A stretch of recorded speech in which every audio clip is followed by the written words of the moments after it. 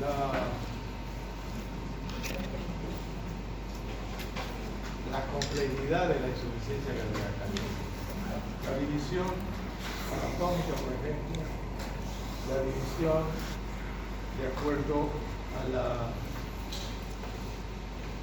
al factor que determina el problema de la obstrucción, porque la insuficiencia cardíaca es como si fuera una obstrucción al paso de la sangre, que puede ser solamente de una válvula, pero también puede ser de todo el ventrículo izquierdo o de todo el ventrículo derecho.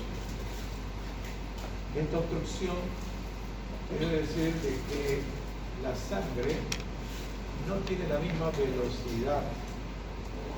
Por consiguiente, hacia adelante va a haber generalmente menos sangre y hacia atrás se va a acumular la sangre.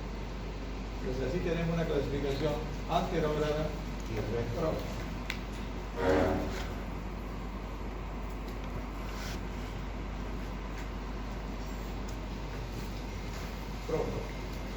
La insuficiencia cardíaca derecha e izquierda y los libros, por lo menos que yo escucho que ustedes leen, clasifican principalmente.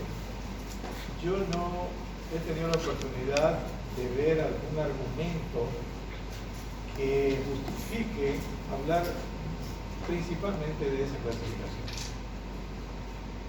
Yo pienso que lo positivo es que aprendan qué manifestaciones va a dar la insuficiencia izquierda y la insuficiencia derecha.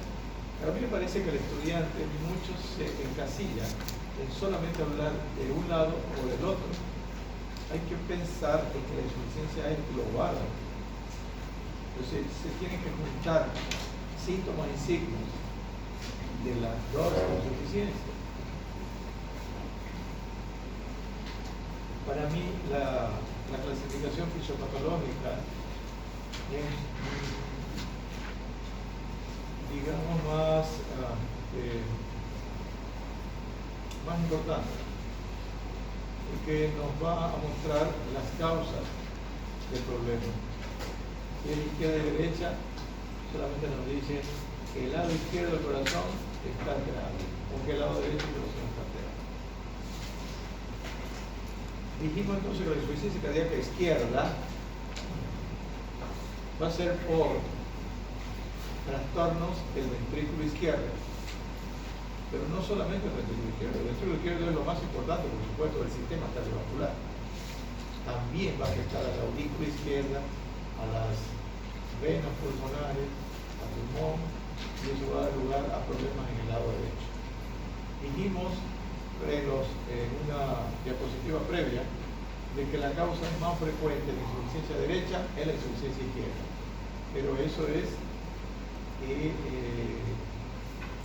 la fase crónica, porque la causa aguda de insuficiencia derecha dijimos que era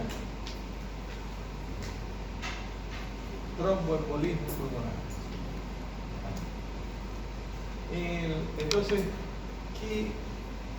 no sé, ustedes que han leído insuficiencia izquierda, ¿cuál es lo positivo de hacer esa diferencia? Para mí lo más importante pues es la clínica, ¿no? Y por qué el lado izquierdo produce manifestaciones. Si es una insuficiencia sistólica, el corazón es grande. Si el corazón es grande, tiene menos fuerza. Entonces, insuficiencia cardíaca sistólica, con disminución de la fuerza de contracción y aumento de la resistencia periférica, o sea, de la poscardia. Eso es básico. Manifestaciones clínicas, especialmente disnea. ¿Por qué? Porque si el ventrículo izquierdo no tiene capacidad para empujar la sangre hacia adelante, se acumula atrás. Y atrás del ventrículo izquierdo, ¿qué hay? Aurícula izquierda, vena pulmonar y pulmón. Entonces va a haber congestión pulmonar. Por eso va a haber disnea importante. Va a haber tos. Cuando es derecha, las manifestaciones son en el sistema venoso periférico. Ingurgitación yugular, hepatomegalia, esplenomegalia, ascitis, edema en el periférico. Ahora, juntémoslo los dos. las dos insuficiencias, porque el corazón es uno solo. Pues se va a ver disnea, van a ver edema. Los pacientes generalmente, después de un tiempo, progresivamente, van a hacer primero disnea y después van a hacer edema, van a hacer cansancio. Y eso es progresivo. Pero no quiere decir, si no hay edema, de que el derecho no está afectado. Porque el izquierdo puede ya estar afectado. ¿Y por qué sabemos? Porque clínicamente vamos a escuchar un tercer ruido patológico. Pero el paciente solamente se queja de cansancio a medianos esfuerzos. Si no, no siente nada. Pero ya ustedes lo auscultan y va a haber un tercer ruido. O sea, que ustedes dicen, aquí hay signo de insuficiencia cardíaca. Ya. Y ahí empiezan ya a hacer exámenes. Le piden electro, le piden radiografía y le piden eco. Y ahí le va a dar fracción de eyección disminuyendo. Entonces, seguimos. Insuficiencia cardíaca compensada o descompensada. ¿Para qué se utilizan estos términos? Cuando la persona, cuando el paciente está con manifestaciones clínicas de insuficiencia cardíaca, derecha o izquierda global, está descompensada. Igual que la diabetes. Cuando la diabetes está por encima de los límites que se consideran normales o aceptables, está descompensada. ¿Qué hay que hacer? Compensarla. La insuficiencia cardíaca se compensa disminuyendo la frecuencia cardíaca, haciendo que se eliminen los edemas, disminuyendo el peso, y la persona entonces tiene mejor condición de vida. Entonces sale de la internación, porque el paciente descompensado con grado 3 o grado 4 tiene que internarse. La internación se le hace el tratamiento y sale compensado. ¿Por qué es importante ese término? Parece que nomás decir compensado y punto. No. Compensado porque ustedes, médicos, tienen que entender de que el paciente no está curado. No está curado. El paciente sigue enfermo. Solo está compensado. Pero ¿por qué les digo esto? Más que todo, para que ustedes sepan, y además porque el paciente cree de que está sano, y eso es lo peor. Es positivo para él, porque se siente mejor. Pero no es malo, porque él va hacia la casa y va a decir, no quiero tomar tantos remedios, si estoy bien, me siento bien, yo no siento nada. Todo el mundo quiere estar bien. Más aún si tiene familiares o amigos que le dicen, no, los médicos te van a intoxicar con tantos remedios, déjalo. Hoy vamos a tomar una cervecita. Entonces, el paciente empieza a comer con sal más de lo que debe. El paciente dice, yo sí estoy bien y necesito trabajar. Y si el trabajo es manual, peor todavía, empieza a trabajar. Si el paciente cree de que no debe tomar remedio porque se siente bien, o alguno le produce algún problemita colateral, dice, lo dejo. Vamos a ver, voy a descansar. También dicen de tomar remedio. 3 factores que lo llevan nuevamente a internarse en máximo 3 meses. Y así sucesivamente. A medida que el paciente se interna, especialmente los diuréticos antiinflamatorios. Así que hay que explicarle al paciente cuando sale de que no está curado. Y por eso la insuficiencia cardíaca es una patología que se llama, que más que todo es un síndrome. ¿Por qué? Porque el diagnóstico que se hace es funcional. Insuficiencia cardíaca, cuando hay insuficiencia cardíaca o una patología cardíaca, se hacen 3 diagnósticos. Diagnóstico funcional, diagnóstico etiológico y diagnóstico anatómico. El paciente con Chagas, insuficiencia cardíaca funcional. Miocardiopatía dilatada, anatómica. Y Chagas, creo. 3 diagnósticos. Entonces, es como si desapareciera el diagnóstico de insuficiencia cardíaca. Está compensado, no hay nada de insuficiencia cardíaca. Pasa. Entonces eso es importante que los padres tengan presente. Insuficiencia cardíaca aguda o crónica es de acuerdo al tiempo.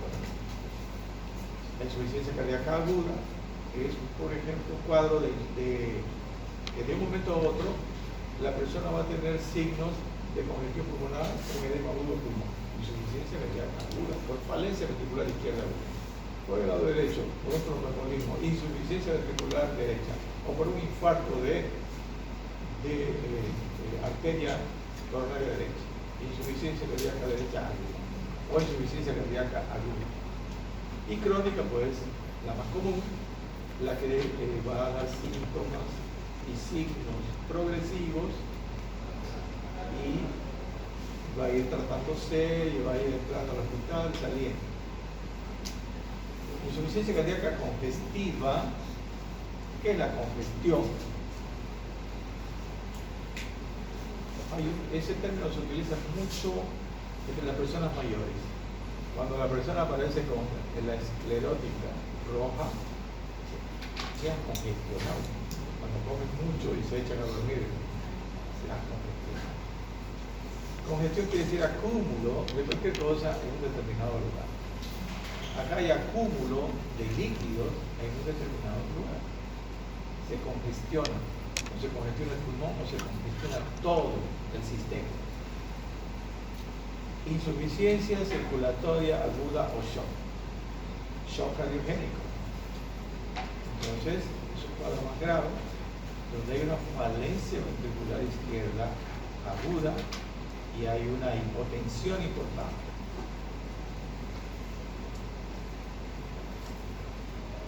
Ahora, aquí falta la clasificación de acuerdo al ecocardiograma.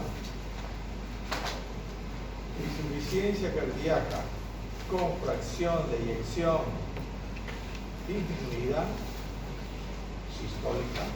Es importante que hagan la conexión para no perderse. Insuficiencia cardíaca con fracción de eyección preservada diastólica. Para mí, la base es la clasificación fisiopatológica. Insuficiencia cardíaca sistólica, insuficiencia cardíaca diastólica.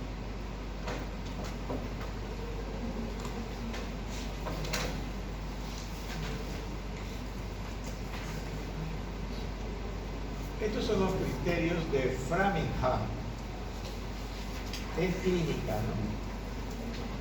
De insuficiencia cardíaca congestiva.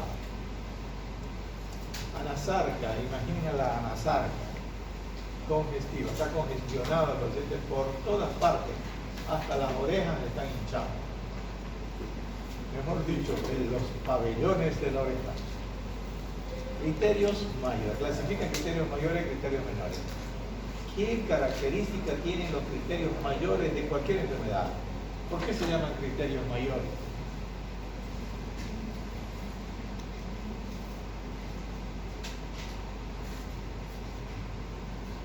Fala.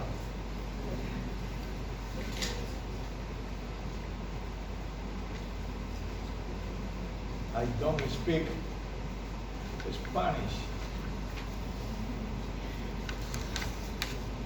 Se llaman porque, sí, es más probable que se presente insuficiencia cardíaca, mientras que los menores pueden derivar de otras patologías. Son más característicos de la patología. Los otros son menos característicos, o sea, se presentan en otras patologías, como dice el compañero de ejemplo. ¿Se recuerdan de la fiebre reumática? Criterios mayores, criterios menores también. Entonces, ¿qué dice Framingham? El famoso Framingham. Apnea paroxística nocturna o ortopnea. Es un criterio mayor. Que no se presenta en otra patología generalmente. Ingurgitación yugular se puede presentar, pero es más frecuente la insuficiencia cardíaca congestiva. Crepitantes, se está hablando de estertores crepitantes en pulmón, congestión. Cardiomegalia, o sea, aquí yo digamos, sería un poquito más, tendría un poquito más de detalle. Framingham podría decir cardiomegalia grado 2 a 3 o 2 a 4. No decir solo cardiomegalia, porque puede ser una cardiomegalia pequeña, o sea, grado 1. Pero claro, grado 1 no tendría la congestión, lo más probable. Entonces, ahí sí, ya digamos me ganó la apuesta. Ni habría los crepitantes, porque con grado 1 es poco probable que haya una insuficiencia cardíaca solamente por la cardiomegalia. Pero si tiene una taquiarritmia, va a ser insuficiencia cardíaca como con una fibrilación auricular. Con una fibrilación auricular, aunque tenga área cardíaca normal, puede hacer insuficiencia cardíaca. Puede hacer. Edema agudo de pulmón. Galope, tercer ruido. ¿Quién sabe la definición de galope? ¿Cómo? Neo. Así hubo una estudiante. Es cuando los caballos galopan, taca, taca, taca, taca, taca, taca, taca, taca. Esa es la onomatopeya, el galope. Pero ¿por qué se escucha así? Porque hay un tercer ruido sobreagregado. ¿Y en qué momento se produce el tercer ruido? En la protosístolis. Neo.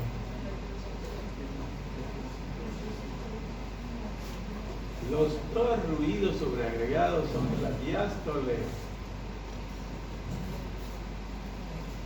¿O no? Taca, tac. Bueno, yo utilizo el tuta. Para mí el tuta es mejor que el lup-dup.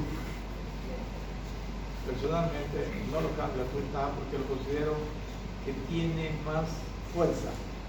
El lup-dup inclusive es más difícil para pronunciar los tres ruidos. Lup-dup-dup, lup-dup-dup, lup-dup-dup. Tutunta, tutunta, tutunta, tutunta, tutunta. ¿Qué ruido es ese? Cuarto. El tercer ruido es tuntata, tuntata, tuntata, tuntata, tuntata, tuntata. Después del segundo ruido se produce el tercero. Es protodiastólico. Y el cuarto ruido es presistólico o telediastólico. ¿Cuándo va a escuchar cuarto ruido? Principalmente la insuficiencia diastólica, pero también en un paciente como hipertensión importante, en ese momento lo pueden escuchar. Tutun, ta, tutun, ta. Y eso lo tienen que tener en la cabeza, porque si ponen el estetoscopio y quieren buscar qué van a escuchar, va a ser difícil. Tienen que tener la onomatopeya en la cabeza y ver. La tienen ahí, la repasan y escuchan. Se parece a esta, se parece a esta otra. Ustedes ven en su cabeza los diferentes tipos de ausculta. Los ruidos no son sordos.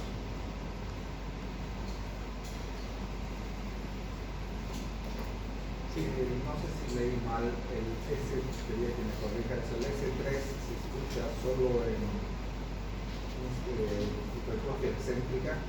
¿Cuál? En hipertrofia excéntrica. Ese ruido. El S3. El tercer ruido se escucha corazón dilatado. Se puede escuchar en hipertrofia excéntrica, que está dilatado, pero tiene fuerza todavía. Porque, y ahí vamos, ¿por qué se produce el tercer ruido? Al llenarse el ventrículo produce una vibración. ¿Produce qué? Una vibración. Esa vibración es el tercer ruido. Pero allá, que usted no vive.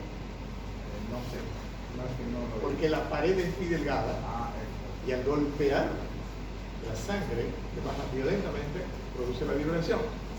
Si no, no vibraría. Si tiene una espesor normal, no vibra. Excepto en los adolescentes, que también puede haber tercer ruido fisiológico, o en la anemia, la mujer embarazada. Pero ahí hay que ver el mecanismo. Y el cuarto ruido, El cuarto ruido es en hipertrofia concéntrica y creo que es, se escucha el ruido de la vibración de la aurícula. Ya no suena el auricular. ¿el ruido es auricular o ventricular? Auricular, según yo, no es auricular. Ya, ¿y por qué? El ventrículo es muy tan fuerte, hay mucha presión y esa presión se reverbera en la aurícula. Bueno, el reverbera sí puede y no puede. No es que el ventrículo sea más fuerte, sino que se endurece. El ventrículo no solamente en la hipertrofia concéntrica, sino también en un proceso de fibrosis que tenga el ventrículo, porque lo elemental es que la pared sea rígida. Entonces, tiene mucha presión. Al contraerse la aurícula, ¿no?, produce una vibración importante de su pared por la resistencia que le está ofreciendo el ventrículo. Y ese es el ruido cuarto ruido. Para hacer pasar la sangre de la aurícula al ventrículo.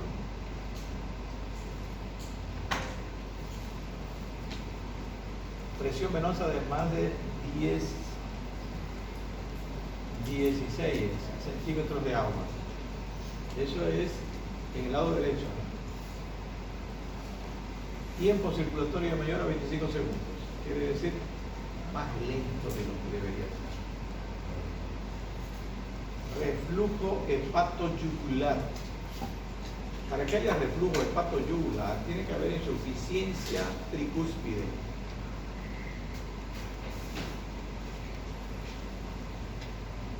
Corazón grande. Ya, el corazón derecho está agrandado y el izquierdo lo hemos probado. Ahora, los criterios menores, edemas malleolares, pueden haber en otras patologías.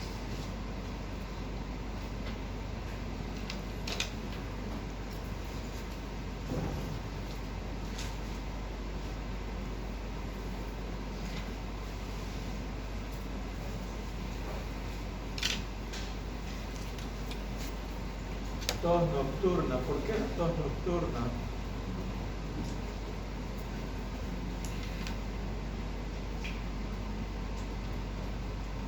¿Por qué no diurna?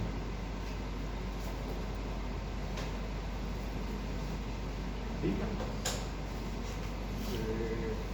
Dos motivos pueden haber buscando audición, el edema se reconcentra. No, eso es para la nocturia, perdón. El otro motivo es que puede haber un poco de edema pulmonar al estar acostado, el edema cubre una mayor superficie de alveolos y da esa sensación de disney, de tos. La tos nocturna se presenta generalmente después de 1 hora o 2 horas que el paciente se acuesta. No es inmediata.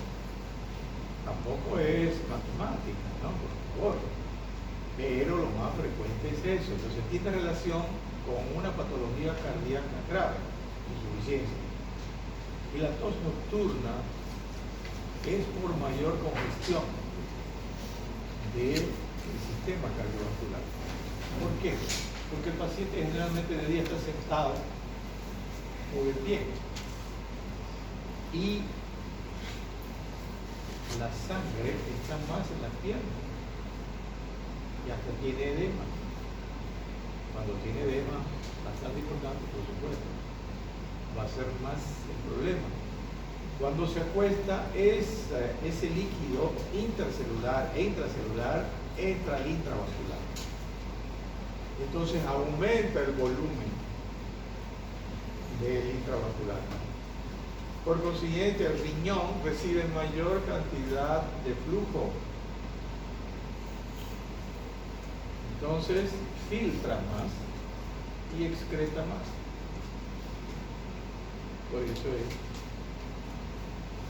la tos nocturna, porque se congestiona el pulmón. Disnea del esfuerzo. ¿Por qué la disnea del esfuerzo?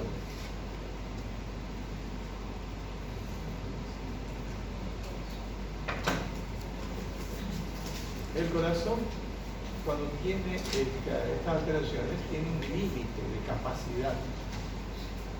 Si la persona está en reposo, no hay problema. Su capacidad da para llevar el oxígeno a todas las células todavía.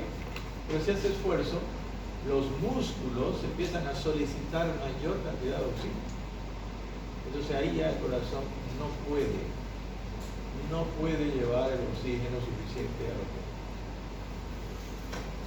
Por consiguiente, hay disnea de esfuerzo, falta de aire. Hepatomegalia. La hepatomegalia se produce por congestión del hígado. Y además hay, ¿cómo se llama el dolor del hígado? ¿Cómo? Hepatalgia. ¿Por qué se produce la hepatalgia? Por intención de su cápsula, porque en realidad lo que duele es la cápsula. Las vísceras macizas no duelen. Duelen. El hígado, el riñón, el pulmón, el corazón, el vaso no duelen. No duelen. Lo que duele es la cubierta, la pleura, el pericardio, el peritoneo en el abdomen. ¿Por qué? Causa. Todo tiene que preguntarse por qué.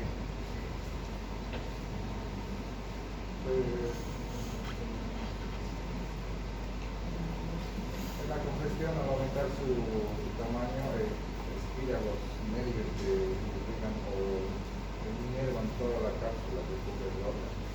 Porque anatómicamente los nervios van en el tejido conjuntivo.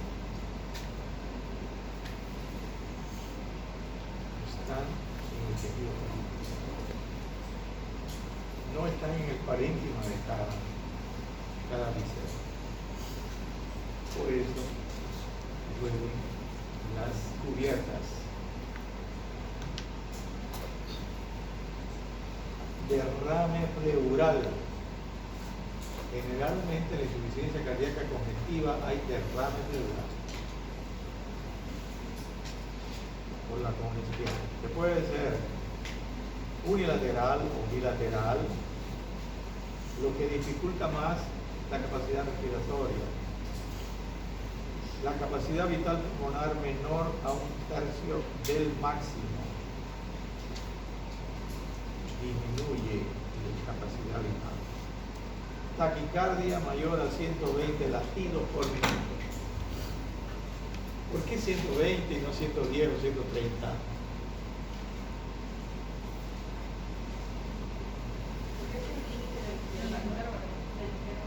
¿Límite de qué? ¿Límite de qué? No. ¿Límite de qué? Del valor. El valor sería menor a 120. El valor de la frecuencia cardíaca. La taquicardia sería mayor a. Pero el valor también puede. La taquicardia es mayor de 100. 101 es taquicardia. De acuerdo a la definición. ¿Por qué 120? Porque se dice que hasta 120 todavía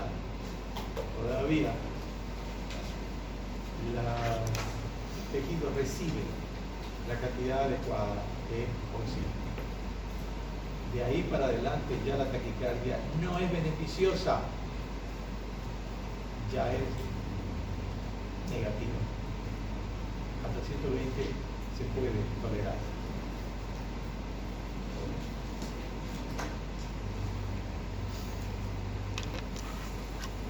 Criterio mayor o menor, pérdida de más de 4.5 kilos de peso tras el tratamiento. ¿Por qué pierde tanto? Por la pérdida de agua, entre comillas, con edema. 1 litro de agua es 1 kilo o no. ¿Sí? Hay que ver. Diagnóstico de insuficiencia cardíaca, 2 criterios mayores o uno mayor y 2 menores. Estos últimos solo si no pueden atribuirse a otra causa. Muy bien, nos ayudan los criterios de Framingham. ¿Sí? Respecto al último criterio que era la pérdida de peso, eso sería después de darle un tratamiento con diurético, porque estaría perdiendo agua, o cómo lo Claro, porque sí. Usted tiene, cuando recibe un paciente, si está internado, lo pesan, le hacen el tratamiento y todos los días lo pesan en ayunas y van controlando el peso. Va perdiendo líquidos y entonces va perdiendo peso. Se tiene que tener más o menos, si se puede, se puede tener, digamos, un dato previo a ver, cuando él estaba enfermo, antes de estar enfermo. ¿Cuánto pesaba antes? Hace 6 meses, que no es tan exacto, por supuesto. Porque el paciente puede ser que haya engordado también antes de enfermar, porque la gordura también es mayor sobrecarga para el corazón. Entonces, más o menos uno puede ver cuánto también debería pesar una persona con esa estatura. Lo ideal, ¿cuánto sería? Entonces, uno tiene que ver eso porque a veces uno ve al paciente, nunca lo vio antes, y no se nota, de acuerdo a la anatomía de la persona, a veces no se nota que esté tan edematizado, porque puede ser una persona cachetoncita, así, ¿no? Media gordita aparentemente, pero es agua infiltrada en todo, todo se hincha, menos los cabellos y las uñas, pero todo lo demás se hincha. Eso que parece tan homogéneo, de no ser que sea un paciente con cirrosis hepática.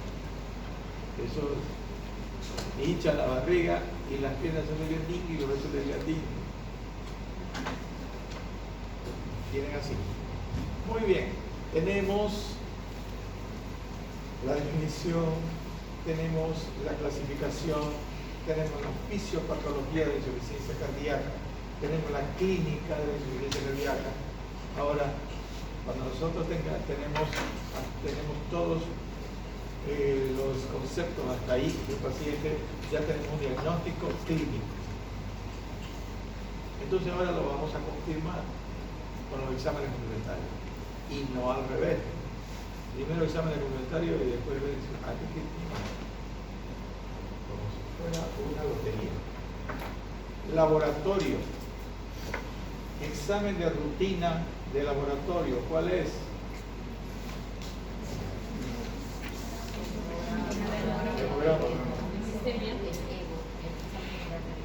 Examen de orina.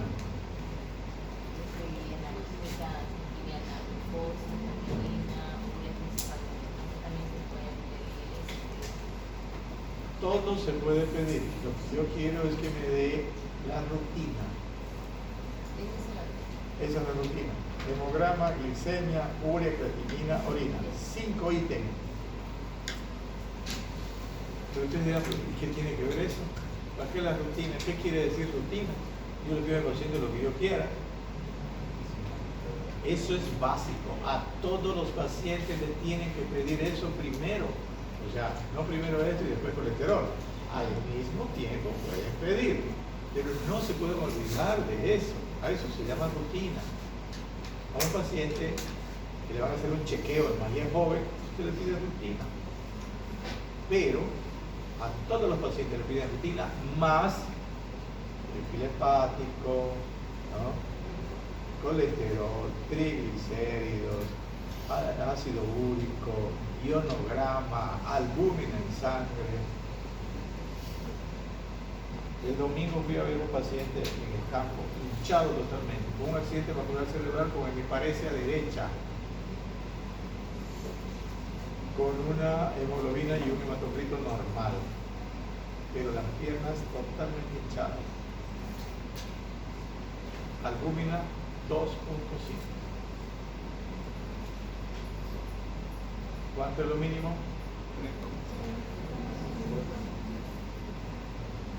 3.5, lo mínimo del volumen. Siempre, cuando están internados, fíjense, todos los pacientes que se hinchan cardiópatas van a tener problemas de alimentación, no tienen hambre, o el hígado no va a producir proteína igual, sincrónico. Luego, electrocardiograma, son los exámenes básicos. Laboratorio, electrocardiograma, radiografía de tórax. Esos tres exámenes en cardiología, sí o sí, aunque sea para decir, bueno, aunque sea, sino que yo especialista, me mandan un paciente y entonces yo tengo que decir, pues el paciente tiene o no tiene patología cardíaca, ¿no?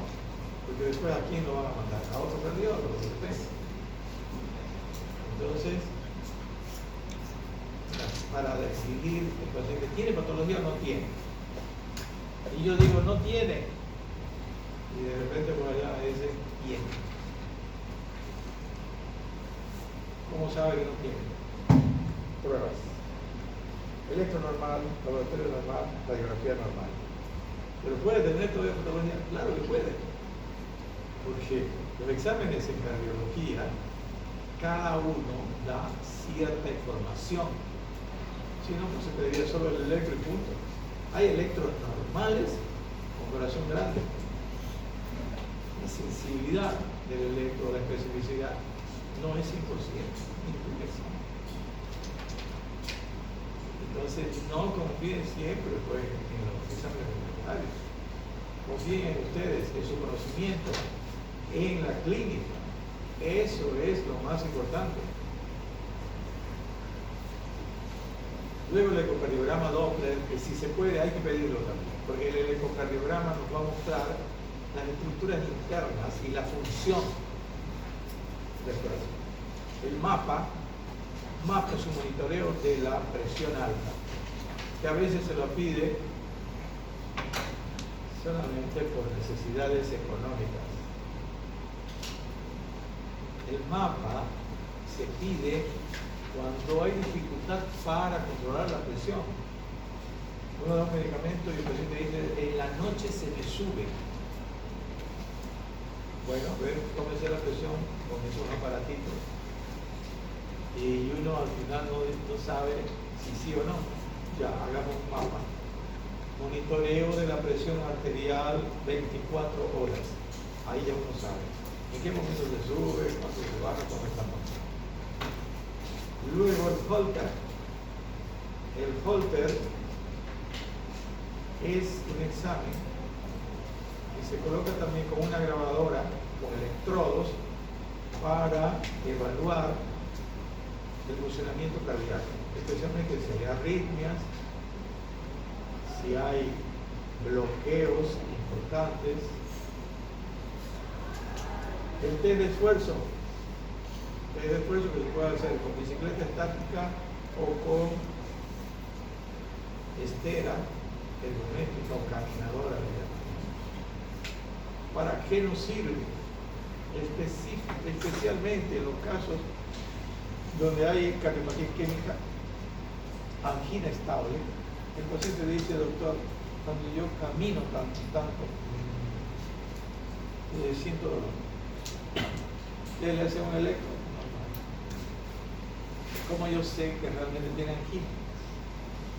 Entonces le pido un test de esfuerzo, lo hago hacer esfuerzo controlado en un laboratorio, en un gabinete le llaman, donde hay un protocolo para hacer eso y uno está observando un monitor y está sacando tiras de electro cada cierto tiempo.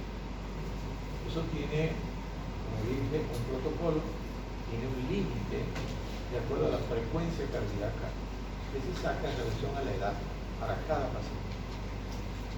Luego, radioisótopos, eso es medicina nuclear. Se usa también para hacer diagnóstico de cardiopatía isquémica y también se puede ver la función ventricular. El cateterismo es un examen invasivo que se utiliza para evaluar especialmente las arterias del corazón. El cateterismo se hace también para ver cualquier otro vaso, cerebral inclusive. Y también para ver la función del corazón, para ver la estructura del corazón. Generalmente se lo utiliza obligatoriamente cuando un paciente va a ser operado, por ejemplo, de una valvulopatía o de un problema coronario.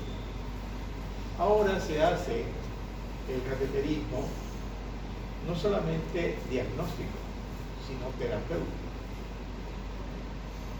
porque se hace lo que se llama la angioplastía transluminal coronaria. Se introduce en un catéter con un globo que se llama balón a la parte donde está semiobstruida, se infla y abre, ¿no?, la arteria. Y con otro catéter se introduce un aparatito que se llama stent, que es de metal, para que la arteria no se cierre. Entonces ahí se trata ciertos tipos de angina o también cuando hay infarto, para tratar de que el infarto no produzca tanta lesión. Entonces el cateterismo se hace en forma aguda también. Cuando yo hice la especialidad, el cateterismo se hacía 1 semana, 10 días después del infarto. ¿Cómo cambió? O sea, la persona se infartaba, lo llevaba a terapia intensiva, se lo mantenía ahí hasta 8 o 10 días y después recién se le hacía cateterismo para ver las otras arterias lesionadas. Ahora no. Ahora, mientras más rápido se diagnostique un infarto y se lo lleve a la sala de hemodinámica y se haga el cateterismo, se desobstruye y se evita muchas veces un infarto total.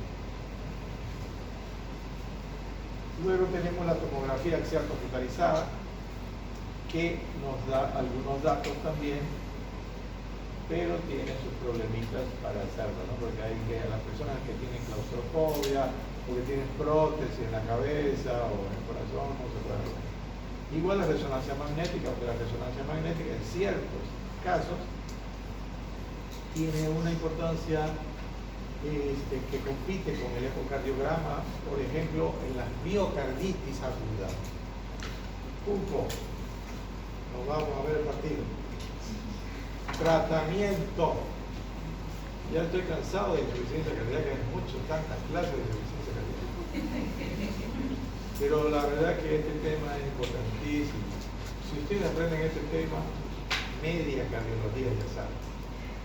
Esto es aprender hipertensión, aprender fiebre reumática, valvulopatía, ya es un complemento de esto, porque todos llegan aquí. Todas las patologías, cuando se las deja evolucionar de forma natural, van a llegar a ser insuficiencia cardíaca. Todos los caminos conducen a Roma. ¿No? ¿Cuántas vías tenía Roma para llegar? ¿Alguien ha leído? No sé si 7, pero 10, la vía Ventina, la vía no sé cuánto, la vía no sé cuánto. ¿Y qué dijo San Pablo cuando se fue de Roma? Quo vadis Domine? ¿Dónde va, Señor? Muy bien. Eso es solamente para tratar de estimularlos y de no hablar solo de lo mismo, ¿no? Y ya volvemos al tratamiento. Tratamiento no farmacológico y farmacológico. Es importante lo farmacológico, porque son las medidas que nosotros tomamos y que le vamos a recomendar al paciente y a los familiares. Mire, al señor tiene que ponerlo así, así, así, hágale esto, no haga esto. La dieta. La dieta se dice dieta hiposódica, ¿no? Insuficiencia cardíaca, dieta hiposódica. ¿Cuánto es la dieta hiposódica? ¿Cuánto le voy a dar de sodio al día, 24 horas? Hiposódica, hipo poco, ¿no? Pero ¿cuánto es poco? ¿Cuánto come uno todos los días? Unos 20 gramos, 30 gramos. Al paciente se le da 5 gramos máximo. Me recuerdo que había una paciente hace años en el hospital, una gordita con insuficiencia cardíaca. Tenía su bolsita de sal debajo de su almohada. Sí son los pacientes. Entonces es que es difícil cambiar de hábito de un día para otro, por más que le digan. Ese sabor lo tiene que sentir. ¿Comer es un placer o no? Claro que es un placer. Si no, ¿quién hace algo que no es un placer? Trabajar, por ejemplo, a veces es duro. Uno lo tiene que hacer porque está obligado. Pero en general todos vivimos por placeres.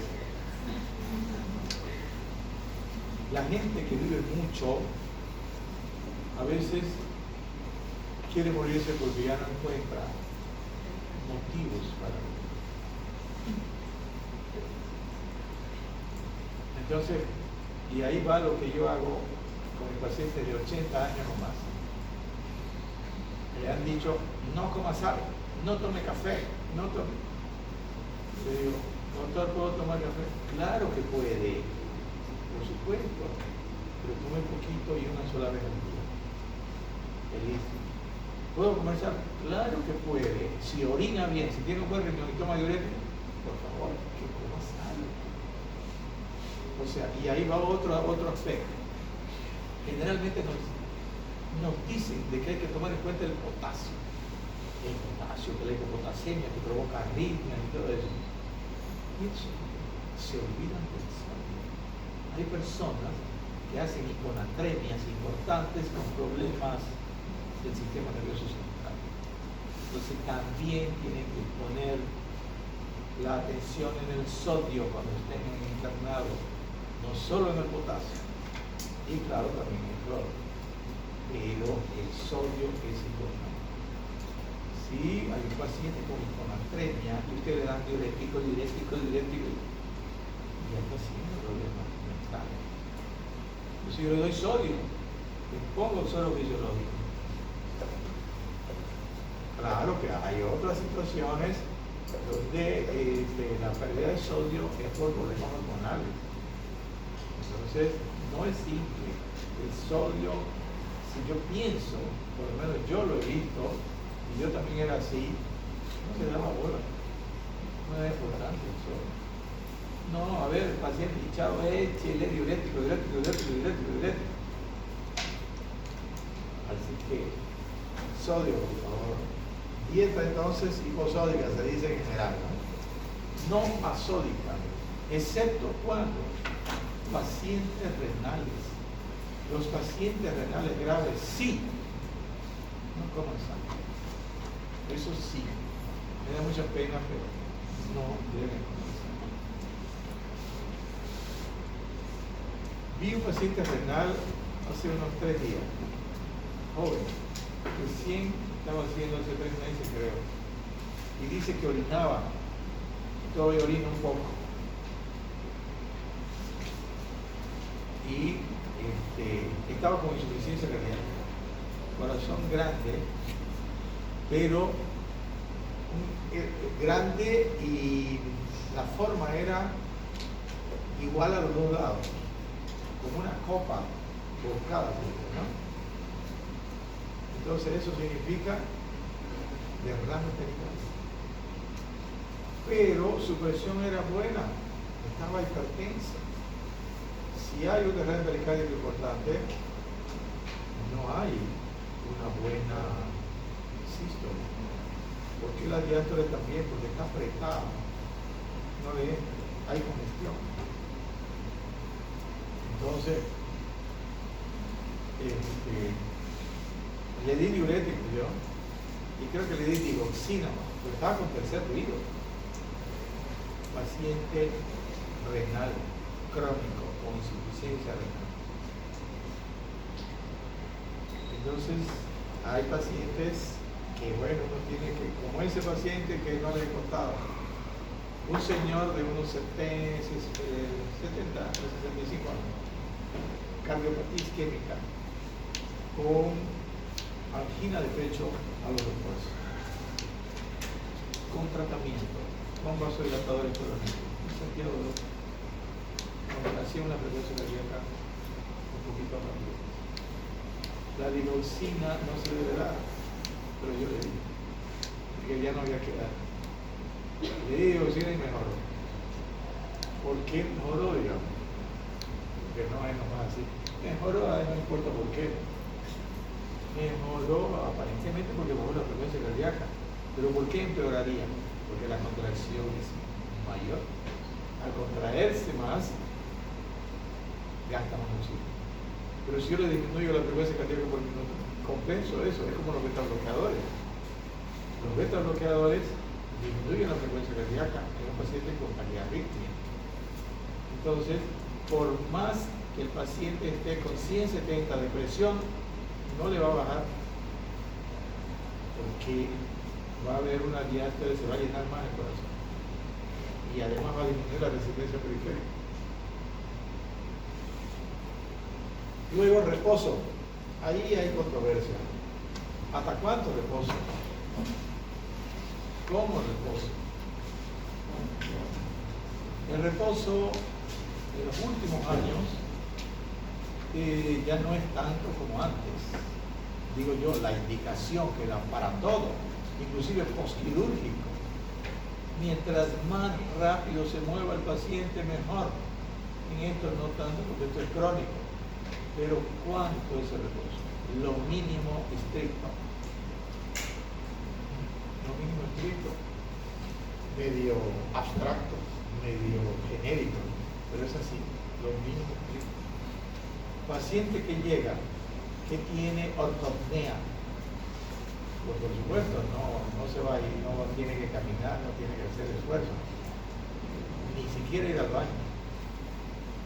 Pero el paciente ya está soportando 45 grados, entonces ya se tiene que levantar, puede llegar al baño y así. Lo importante es que, ¿por qué? Porque las complicaciones siempre pueden existir. Complicaciones tipo de patologías pulmonares, peor si es un paciente mayor, o trombosis venosa. Entonces, además la persona pierde musculatura. El que se echa, peor si es persona mayor. Se levanta solamente con la piel y algo de grasa, y el esqueleto solo no se mueve. Es con músculo. Y rápido se pierde. ¿Cómo se llama cuando se pierde el músculo de las personas mayores?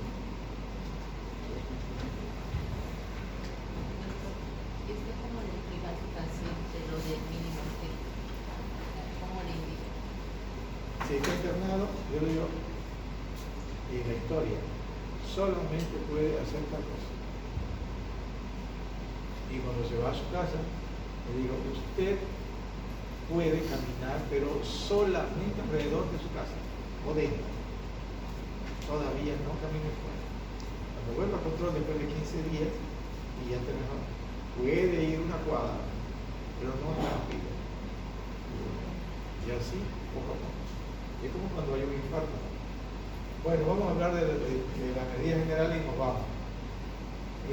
Calorías. Las calorías son importantes tenerlas en cuenta porque el paciente o tiene sobrepeso y hay que disminuir calorías, o el paciente se está enflaqueciendo mucho, hay que darle las calorías necesarias. ¿Cuántas calorías tienen los hidratos de carbono por gramo?